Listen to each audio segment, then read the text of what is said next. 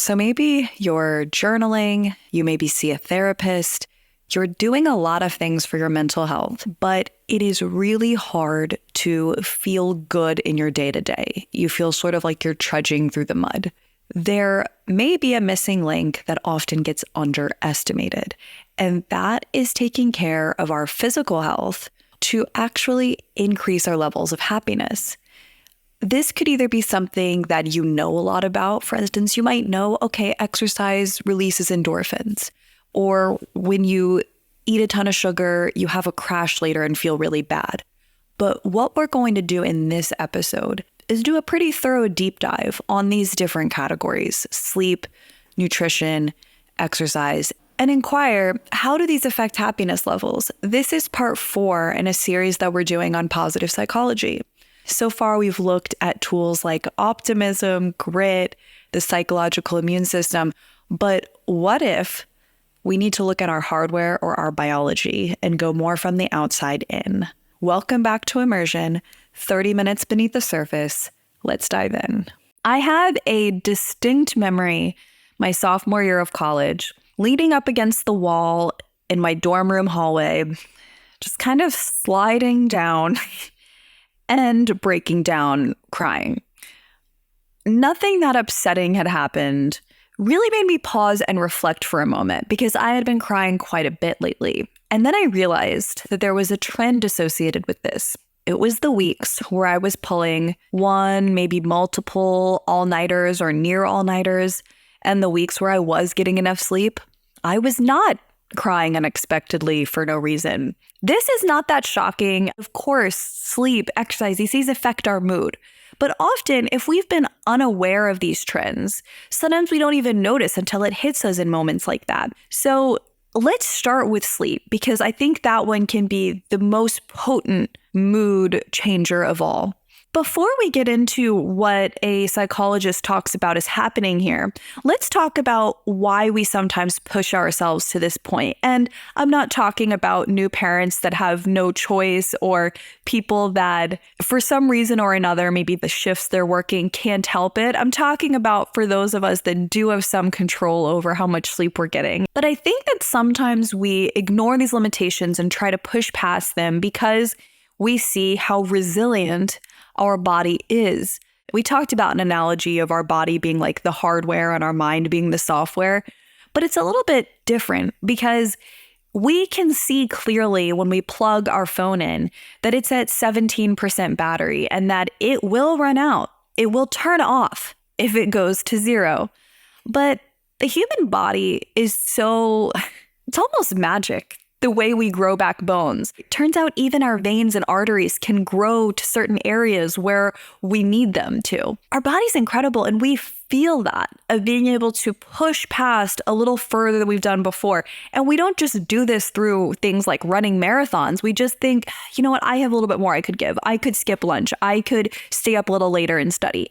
And we don't notice until maybe we're a bit older or till we've pushed it past that point, regardless of our age, that we need to regroup and find new ways to treat our body because it's not sustainable. So how does this tie in with happiness? So Arthur Brooks, who is a psychologist at Harvard who studies happiness and meaning, was speaking on Wired's YouTube channel. In response to someone mentioning how much sleep was helping them, he said this, quote, "One funny thing about diet, exercise, sleep, they don't actually bring happiness, but they do lower unhappiness, which can be your problem." Now, it sounds like I'm splitting hairs, right? Most people think of happiness as the opposite of unhappiness. It's not. They are actually processed in different hemispheres of the brain. Happiness on one side, unhappiness on the other. So my guess is you've got some unhappiness in your life. And look, we all do. Some of us have higher negative feeling levels than others. If you have that and you want some relief, that's what's going to bring it. That being sleep, he was saying. So it won't make you happier. It's not the secret to happiness, but it sure is good for having less unhappiness. Have a good night's sleep.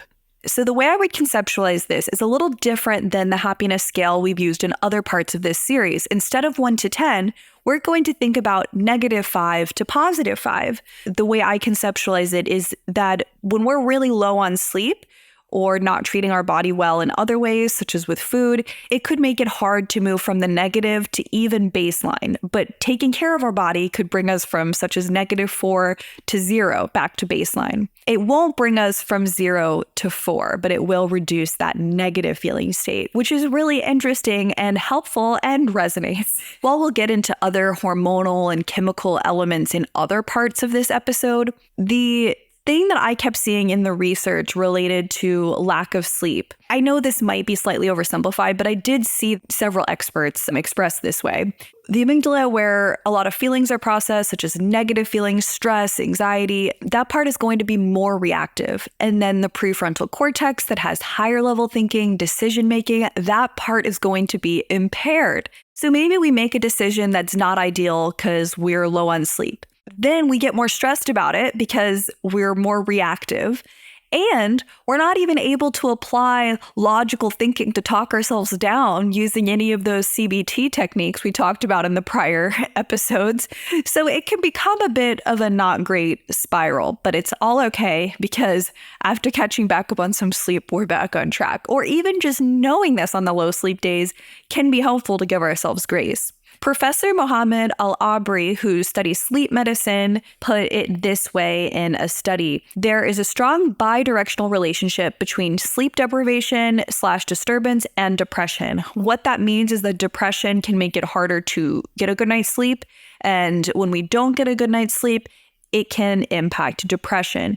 This is where my heart goes out to people that struggle with insomnia. And while that's outside of the scope of this video, I have seen some interesting, promising new research in this area. I'm happy to maybe see about having an expert on one day or diving deeper into that, but we're going to stay just within the scope of here are some habits of things that we can do to help, and I hope they can be helpful for anyone. You've maybe heard or maybe have not heard of this idea of sleep hygiene, where just like taking care of your oral hygiene, you floss and take certain steps, there are many steps we can take care of for our sleep. But let's say that you have the basics down. You have a dark room.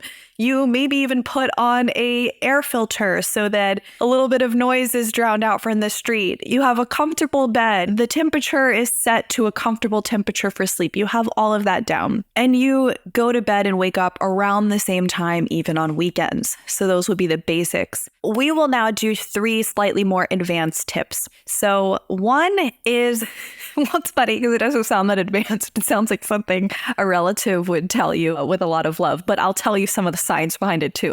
It's having a bedtime routine. When you have a routine you follow before bed, it is like applying Pavlov's classical conditioning to yourself to get sleepy. As you're doing the dishes and reading a book, maybe you did floss before bed, you have these steps. It is telling your brain it is time to get tired.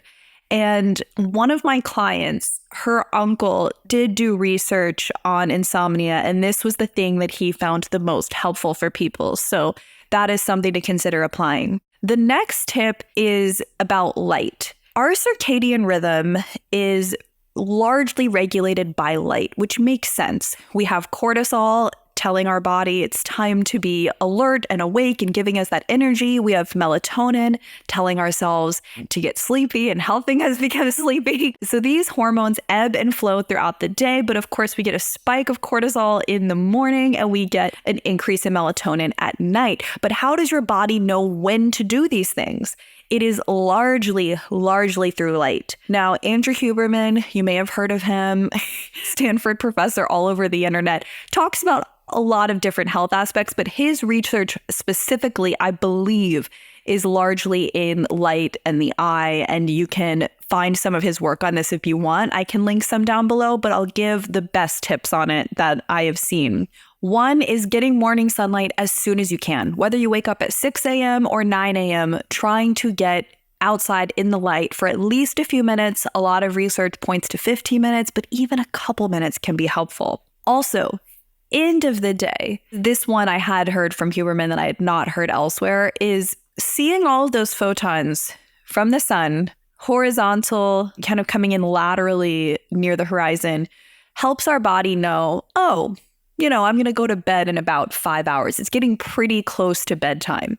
because we're not just processing light or not light, blue light or not blue light. We're also processing where most of the light is coming from. So that makes a lot of sense, because when we were living or working outside more, we would be able to feel the process of the day move through where all that light is coming from. And of course, now we have all of this artificial light.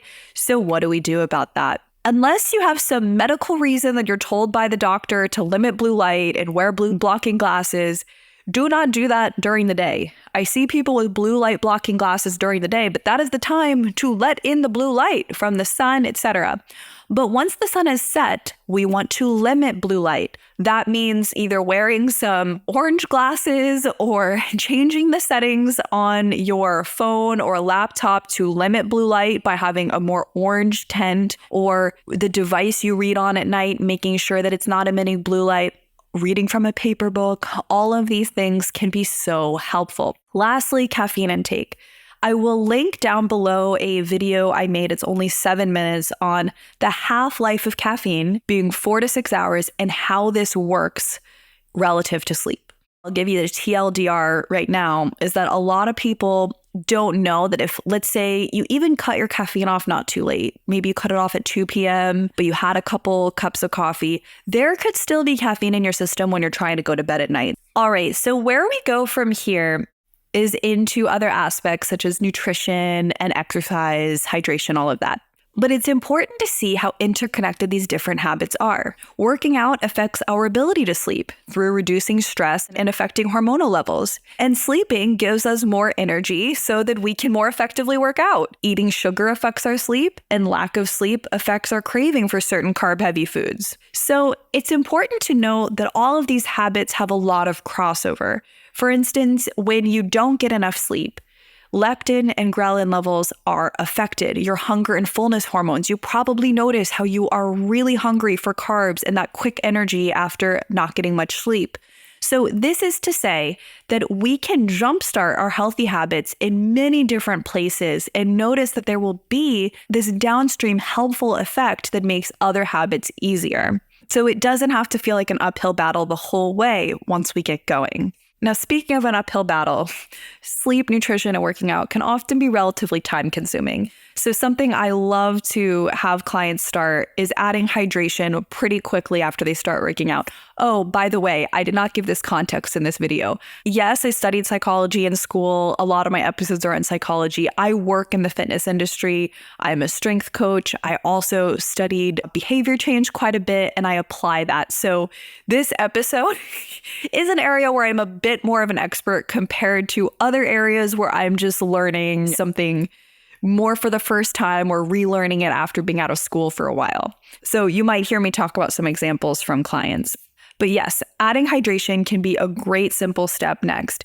In a research study that I will link below, researchers noticed that increased water intake was beneficial in relation to sleep and wake feelings, and decreasing water intake had negative effects observed in sleep and wake moods, as well as they talked about a negative impact for levels of calmness, satisfaction, and positive mood.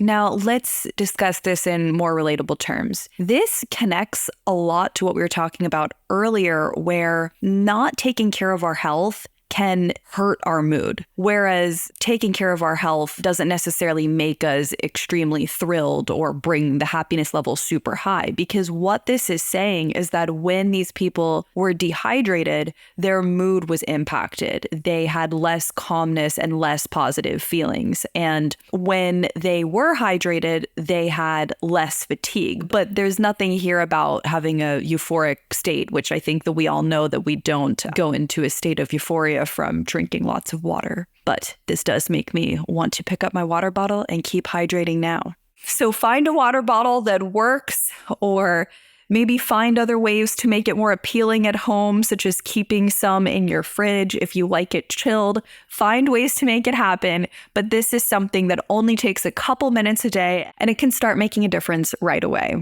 All right, now we're getting to nutrition, everybody's favorite.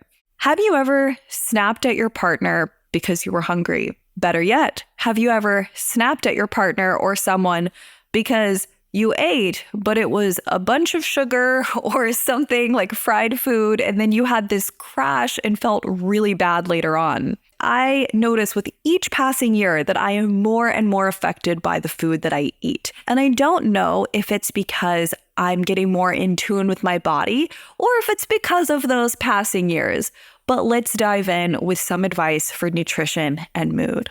Dr. Eva Selhub, who wrote an article on Harvard's website on nutritional psychiatry, really fascinating field we'll get into, has this quote. Put simply, what you eat directly affects the structure and function of your brain and ultimately your mood. She discusses how it is relatively recent that the medical field even fully acknowledges the connection between food and mood. She continues saying this, quote, serotonin is a neurotransmitter that helps regulate sleep and appetite, mediate mood, and inhibit pain. Since about 95% of your serotonin is produced in your gastrointestinal tract, and your gastrointestinal tract is lined with 100 million nerve cells or neurons, it makes sense that your inner workings of your digestive system don't just help you digest food, but also guide your emotions. This is something that I put in a book a while ago. I think I said 90%. That might have been what was said at the time. Now I guess it's 95. And I think that I sort of skipped past it. There's a lot of facts that we can know, but not, no pun intended, with the gastrointestinal tract, internalize. 95% of our serotonin is produced in the gut. And yes, there's all this craze about gut health now, but it's like, again, I think it's the kind of thing that just bounces off. It's like, yeah, take care of your gut. And we're not seeing like, wow, this would be such a powerful thing to affect our mood. So let's talk about how to improve your gut. The main thing I've heard about lately in this field is trying to eat about 30 plant foods a week, because the bacteria that lives in your gut, you could think of different types liking different foods. So if you only ate carrots and peaches, yes, you might be getting a couple servings a day. You wouldn't be cultivating a very diverse microbiome. Now, 30 plant foods a week might sound incredibly tough, but it's actually a lot easier than it sounds. For instance, for my oatmeal today, I put in some flax, some chia. There happened to be pumpkin seeds in it already. I had some blackberries. I don't know if honey counts, but there was a little bit of honey. So these are all different plant foods. So it's not just fruits or veggies, nuts, seeds, tofu, beans, all these different plant foods, whole grains will help cultivate this gut microbiome. Of course, you can pay attention to prebiotics, probiotics, but when you eat a certain way, the way the food reacts in our body is it creates a ecosystem where this bacteria can be happy. So that's the best thing you could do, but increase slowly. If you don't eat a lot of fiber, it can really not feel great. And I've seen clients add a ton of fiber and then completely quit because they felt not great. So increase those fiber grams gradually. I'm happy to do a whole episode on produce and tracking your fiber. So you all can let me know if you're interested in that, but we'll keep going. I realize that when someone is struggling greatly with their mental health, making a very veggie-forward home-cooked meal can feel like an insurmountable mountain. So we can start gradually, which not only will help things be okay down there without a sudden fiber bomb, it also helps to implement habits from a behavior change standpoint gradually, maybe with simply apple and peanut butter for a snack instead of having chips for a snack. That's 2 plant foods you just introduced, and you might feel a little bit more energy around 4 p.m. rather than a crash after that snack. And Dr. Selhub continues later in the article talking about how people who eat closer to a Mediterranean diet or a Japanese diet have a 25 to 35% lower risk of depression. This is no surprise because in these diets, and when I say diet, it means way of eating. It doesn't mean a restrictive diet the way people sometimes use that term. But this means healthy fats, reduced red meat compared to other foods like chicken and fish, less processed food, less fried food and added sugars and refined carbohydrates, but more plants from fruits, vegetables, and whole grains. None of this is shocking. I think finding ways to enjoy the taste really is important. Finding ways to make it easy. For instance, often clients will try to do this in the perfect way. So I'll mention something simple such as canned tuna or rotisserie chicken, and they'll be a little bit shocked because they'll say, like, well, what about the sodium? Well, then I'll ask, Do you have high blood pressure? Does it run in your family? Is there a reason that we're trying to watch our sodium levels? I'll also ask, like, how is your sodium the other parts of the day? Are you having a ton of canned soup or other stuff where it's high? Or are we eating a lot of fresh foods and we just need some quick protein? So finding ways to make it foods that you're going to eat, not just buying a bunch of food at the grocery store and you're dreading it, foods that are relatively easy, stuff like if you do well with dairy, cheese sticks are fine.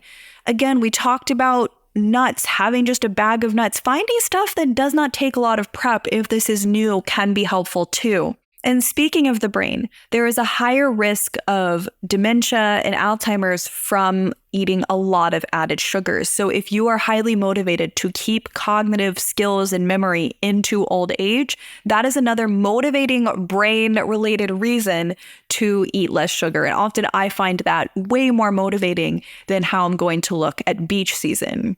From an energetic standpoint, we all know about sugar crashes, but if you are curious to know inside your body what's happening, I will link an article from a neurologist down below on that. I was going to read you all this stuff about serotonin and glucose and adrenaline, and I realized that this isn't meant to be really science heavy, but just know that your hormones are basically a web.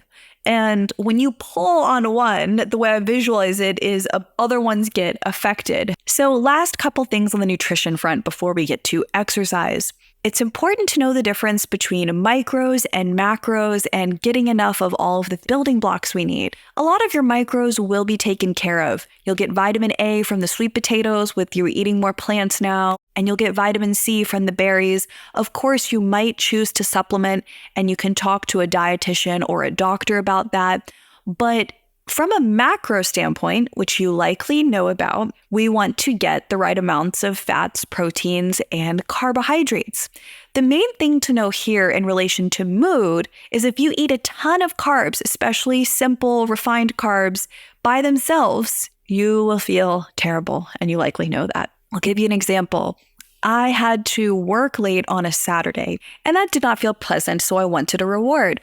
I had eaten an early dinner around 4:30, so I didn't feel like I needed dinner. I then got some sugary gummies, which I never normally eat, but I just was really craving them after working late. I had some of that and some popcorn. I added some olive oil to the popcorn, and this combination of like fat and sugar, but nothing else really with it. No whole grains, no protein. Eating a bunch of that at 9 p.m. By the next day, I felt hungover and like a zombie. And I would be a hypocrite if I didn't talk about the difficulty that all of us face here with food. Now, something that I talk about in my book, Fit Intuition, that I'll link down below on this idea of changing our relationship with food is sometimes we have to learn these quote lessons over and over again. I radically changed how I eat by just repeatedly noticing, how do I feel after that meal? Do I want to feel that way again? Yes or no? And it's that reinforcement, which is a psychological principle, punishment reward, but not in a way of punishing ourselves, but noticing how we feel. And the only reason I bring it up here is to say that we're not going to suddenly be perfect in our behavior. We might have to repeatedly notice, oh, that doesn't feel good. Oh, that's right. That's why I stopped doing that. Okay, yeah, I'm going to go back to not really doing that much. Let's talk about why that felt so bad. It's because it wasn't a balanced meal. If I had had some greens, some potato, some fish, and then I happened to follow it up with a little bit of gummies, I would have woke up feeling really differently. What happens with a blood sugar crash, I'm going to look at my notes here, is we end up way hungrier sooner after a meal that's not balanced and high in sugar because our hormones go haywire from a drop in glucose and then adrenaline, making us irritable, anxious, and tired. And as soon as you start to study hormones, you realize that when one is adjusted, more hormones and neurochemicals follow. Our serotonin and dopamine are affected too. And while it might seem like a simple chocolate donut for lunch by itself, we need to realize that it can set off a chain reaction. And this isn't even getting into risk for diabetes and how it affects insulin and other things. So the last thing to make this applicable, if it feels too difficult to just eat a ton of veggies and lean protein all the time is the 80-20 rule. Some people find it helpful to eat these nourishing, high nutrient dense foods about 80% of the time and 20% of the time foods they love. And my big tip here is to think about well-balanced meals even when you're adding those foods you love so that you don't have that big crash later. And it also does help you metabolically. All right, our last couple areas are alcohol and exercise. So a friend of mine who has terrible anxiety after drinking felt like they were repeating a cycle. They had mild social anxiety, so drinking would help them feel better in the moment when they were at a party. But then they felt way worse the next day, sending apology texts for things that were not weird, but then they now made it weird, overthinking everything. And it made drinking not even feel worth it most of the time. Some people call this hangxiety. And this has to do with the balance between GABA and glutamate, and you guessed it, the dopamine crash that follows. We are dehydrated, maybe we're battling a headache already, we're trying to remember parts of the night that are fuzzy. All of this plus alcohol negatively impacts sleep. So all of those negative impacts from sleep that we talked about earlier, double that on top of it. Maybe we also stayed up pretty late, so we got less sleep overall too. It wasn't just affecting the quality. And maybe we didn't eat the way we usually would. So all of this can make us feel pretty terrible. But it can be pretty difficult to go from drinking to suddenly not drinking. And maybe due to your lifestyle, you don't want to cut it out. So the main couple tips I would say is A, less in a certain sitting seems to be what a lot of the research points to.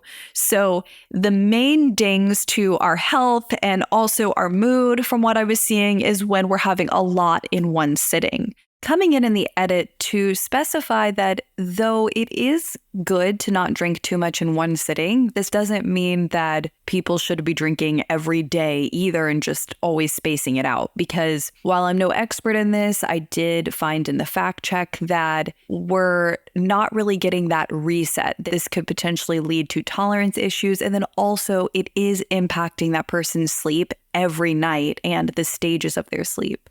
Also, I think it can be helpful to ask why we are drinking. Is it part of our routine that we enjoy? Do we enjoy making it? Maybe someone is a mixologist of sorts.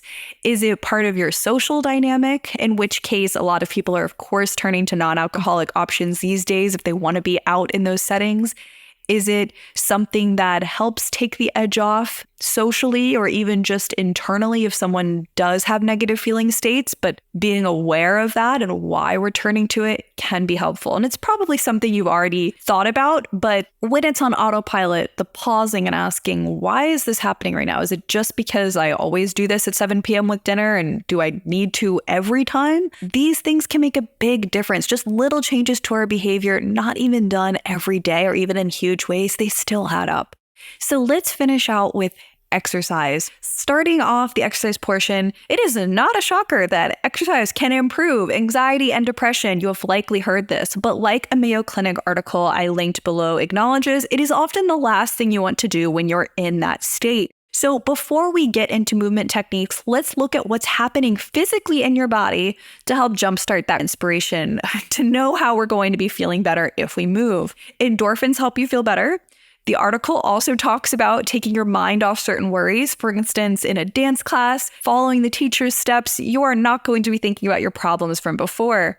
The article does not talk about cortisol and stress, but working out is a healthy, controlled stress, and that decreases stress in other parts of the day. Stress is not always bad. Sometimes introducing our body to a controlled, productive stress decreases stress at other times. That's sometimes where some people get into the cold exposure, can sometimes be in that bucket, but exercise is the most simple form. The article does also go into exercise increasing confidence, providing social connection and interaction a lot of the time. But in the modern world, of course, we get less of it naturally. And on this note of mood and exercise, you may have heard that exercise is one of the most underutilized tools for an improved mood, or that it has an antidepressant effect. However, mental health is complex, so what works for one person might not work for another. If you're currently dealing with anxiety or depression, please loop in your doctor before making any changes. These lifestyle tips, like hydration and movement, they're powerful foundational pieces, but they're not meant to replace medical care, and if you're struggling, you deserve to have a professional help you find the right mix of lifestyle and medicine for you. Movement does not always have to be formal exercise. It can be walking around the block. Of course, different types of exercise, from aerobics to strength training, whether we're varying duration, frequency, intensity, all of these things will affect our body differently. For instance, some forms of exercise raise cortisol more than others. That is a topic for another time. I'm realizing there's a lot of wonderful ways we could branch off after this episode, after we finish our happiness series, if you're interested. But working in this field, I just want to close out with a few habit change principles that can help. Firstly, often people will start with just a few minutes, going outside, put the tennis shoes on, you spend 5 minutes out there, it's a win. Slowly, you can ramp it up from there. And it's really important to not underestimate that, to think, well, what is 5 minutes going to do? It's not going to do anything. I'm not going to do it. It's understanding, like compound interest and finance, these things, how they slowly can grow. And often the hardest part is starting. So consider yourself a winner if you get started and you stay moving, even on the days where it's not much. Just like the food tip of finding foods that you actually want to eat and enjoy eating, finding forms of exercise you enjoy, finding ways to enjoy it, such as doing it with people that you love to spend time with. And one habit tip that I love is stacking it in a way that it sticks. So for instance, if you know that on the commute home, you have to go then because once you go home, you're not going to go back out. That's stacking it in a part of your day that it is sticky. You can also habit stack in smaller ways, such as pairing little movement bits with other things during your day. For instance, I think some celebrity trainer, I think they had the tip of when their shower was heating up, they needed to do a plank while they waited for that. And you will hear people taking the stairs to work or doing a posture exercise while the commercials are on TV. So to close out, here are a couple things that I want to address.